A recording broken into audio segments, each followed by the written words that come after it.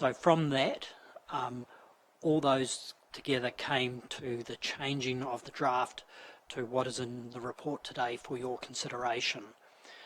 If you accept the proposal as it is, it then goes forward from here to council to become adopted by council, and it becomes your provisional local alcohol policy. We then have to publicly notify that and also notify all submitters that made submissions, and only those that made submissions can appeal any provision within that LAP. Those appeals then go to be heard by ALA in Wellington, and at the moment we are seeing something like a 18-month backlog for processes going before ALA. It's just a sheer volume of the new Act, the enforcement provisions and the local alcohol policies that are there before them. So depending on whether there are appeals to elements of your LAP could determine the next step from here. Thank you. So thank you. I'll open it up for questions. Councillor McVicker. Thank you, Madam Chair. It's pretty straightforward. It has been quite some time consuming over the years for that reason that you have mentioned. And I think it's all there, and I'm happy to recommend the balance of recommendation 1. Second.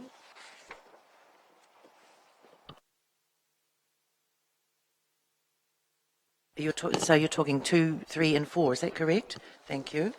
Move Councillor McVicker. Were you seconding that too, Councillor Schrank? Thank you. It has been quite some time, hasn't it, in coming? So, can I just ask you then, it becomes provisional then, does it? Until such time as it's signed off in Wellington, is that what we're saying? So, Madam Chair, once Council approves it on the 16th of July, it will become provisional. We then publicly notify that and notify the submitters. They have 30 days after that period to appeal. If there are appeals, they will go to ALA. If there are no appeals, we can go to the adoption phase straight away. And then there's some rules around that adoption phase. So reduced hours or one-way door policies that we have in the policy have a 3-month process before they come into force, and the rest can come into force at a date that council sets. If there are no further questions, I'll put that motion. All those in favour, that's 2, 3 and 4, moved by Councillor McVicker, seconded by Councillor Schrank. All those in favour, please say aye. Contrary? Thank you very much. Carried. Recommendation 2. Now that's the amendment of the footpath trading policy. So could I have a move and a seconder, please, that our report be received? Thank you, Your Worship. Thank you, Councillor Tapsell. All those in favour of the report being received, please say aye. Contrary? Thank you. Good morning. Thank you. You're speaking to this morning. Yeah. Yes, Thank you. Good morning. Good morning, councillors and Madam Chair. What you have before you today is an amendment to the footpath trading policy. So the footpath trading policy was written a couple of years ago to ensure that we could enforce and manage the use of our footpaths and make sure that there's clear access available for pedestrians to get past. We have not been enforcing the fee since that time for a number of reasons. We were sort of letting it sort of roll in slowly, but also the construction of each street commenced as well, so there was a bit of leniency there as well.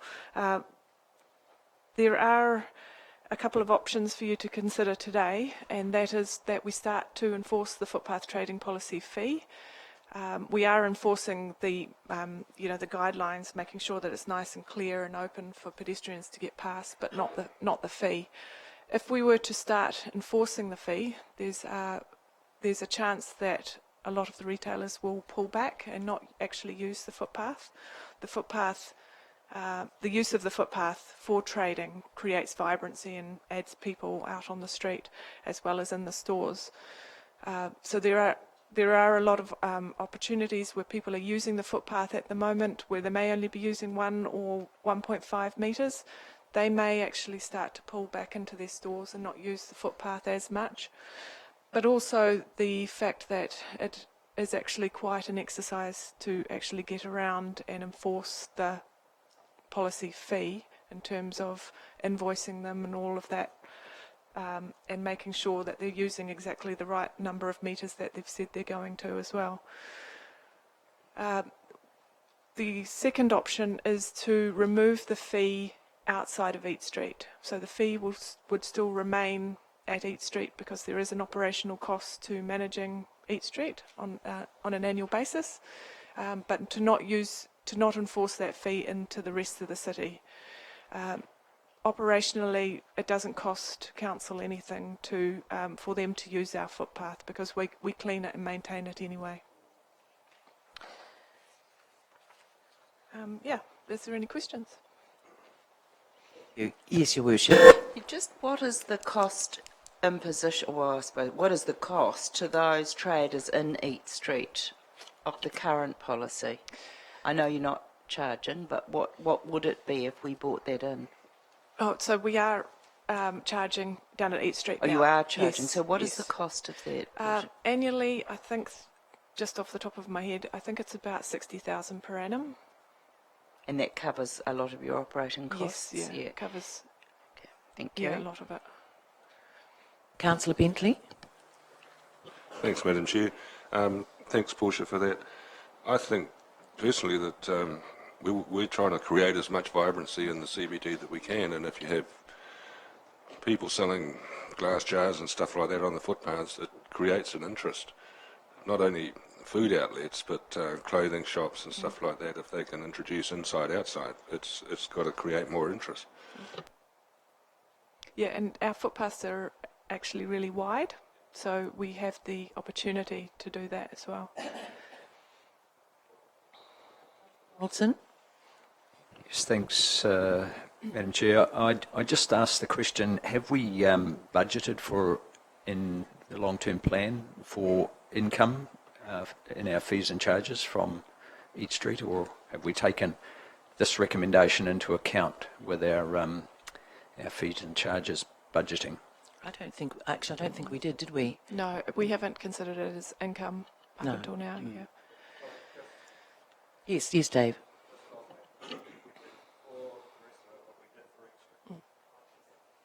Yeah, Eat Street is quite, yeah. So that's option one, just for clarification, Madam Chair. We've Thank you. budgeted for option one. Thank you. It works. Councillor McVicker. Madam Chair, I remain unconvinced of the direction we are taking now after promoting and pushing this particular recovery over the years, and to find that we did implement a policy 4 years ago almost, and we haven't really utilised it to get any income to recover some of the costs that council incur in the CBD. And I regard Eat Street as a separate issue altogether. In Eat Street, as I just put it out to my colleague, over the years we will get recompense for the $2.5 million or whatever that we may have expended. At least we are getting a payback. The rest of the CBD, I believe that we probably incur a cost for cleaning it of around $1 million. I'm not too sure. I'd be interested to learn what it is costing us, but if we do not make any effort to recover some of those costs, it's just another burden on the general ratepayer. So I'd be interested, Portia, if you have any figures as to what it currently costs us to maintain the CBD separate from Eat Street. You mean the whole of the CBD? The whole of the CBD, correct, yes. And I question the fact that we are looking at only recovering $10,000 to $15,000 per annum, when in fact we went through this very process some years back, as you know, and we were going to recover a lot more then. I question the fact that people like Hennessy's, and I'm not picking on Reg Hennessy, who I know personally, but the one that stands out, what you are saying is that he will not be charged for any of the pavement that he currently utilises. Is that correct? Yes, so what the recommendation is that in the footpath trading policy, it allows for 2 metres to be clear on the footpath. Correct. Anything else could be used for trading. A couple of years ago when we did go around and when the policy came out, we went around and individually looked at every store and talked to everyone individually. I think it was only Hennessy's and potentially Robert Harris at the time that were using the space. A lot of them said, no, we won't use it because of that fee that was going to be incurred. So we may well find that if we were to enforce the fee, that the revenue would not be very high at all because they'd retract back into their shops. I understand that, through you, Madam Chair. So are you saying that Hennessy's will or will not have any fee to pay?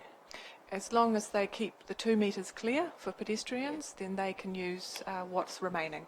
So the next question I have to ask is, what will other traders in the CBD do once they find out that there will be no cost in the future to utilise a fair bit of the walking pavement?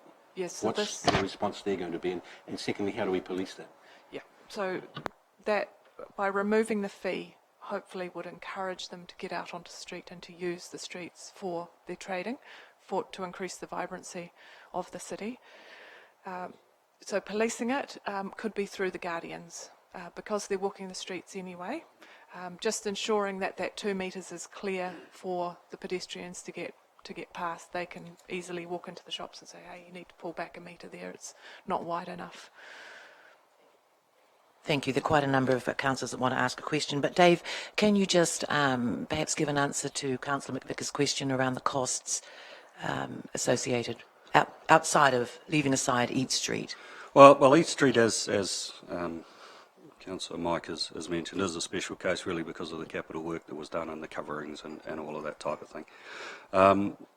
But really we have no additional costs whether the footpath is occupied or not occupied from that sort of cleaning profile and the things we have to do. In some cases we probably have slight advantages with the likes of Hennessy's because they keep that area tidy, maintained, clean, so we're probably slightly less, but only marginally less cleaning, not at a level that you'd be sort of sitting back saying it's strong cash in the bank. So really, as I say, the review that the team did on it is really, you could have a charge to sort of reflect some of that stuff, but it would be relatively small because of the value, and as is said in here, 10 to 15,000, and actually balancing that up with the vibrancy that you get in the CBD, but also the cost of administering just the charging process. So within that, as we sort of looked at it and thought, well, there's some revenue in it, but it's actually quite a high cost revenue. But you still want to have that capacity, as Portia has said, and to have a policy so that you can police abuse of people sort of taking over the whole of the area and all of that sort of thing, and signage. But the charging is very much our costs in terms of having footpath trading pretty minor, if any at all. But enforcement, there is an issue, but you have enforcement even if you don't have street trading because you've still got the signs out there and so on. So costs in terms of it, marginal to nil. Yes, certainly.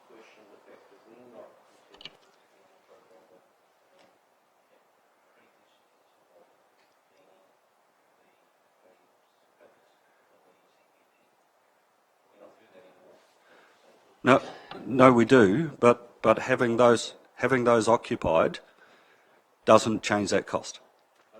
No. So yes, we do. We still have that policy of going through and cleaning, and there's the person, of course, who goes around on a regular basis. You see him out there, keeping that clean and tidy. Yeah, we do. But you don't have any handle on the cost at this point of time, through you, Madam Chair. Look, we can get some details on the cost. The question, really, I think, in regards to our review of the policy, was that's the thing that council does regardless of footpath trading. So the occupancy of the footpath does not impact on that cost. So really that's more of an issue, councillor, and we can get those details to you. That's more of an issue of the level of service around CBD cleaning and maintenance. Thank you. Councillor Whipper. Madam Chair, yes, it's been a long time coming, this, hasn't it? But initially I certainly endorsed the, I think a number of years ago I endorsed that cost because it was seen to recover some of the things that Councillor McVicker highlighted, that the CBD does have a high level of amenity and maintenance compared to other neighbouring suburban centres or anywhere like that.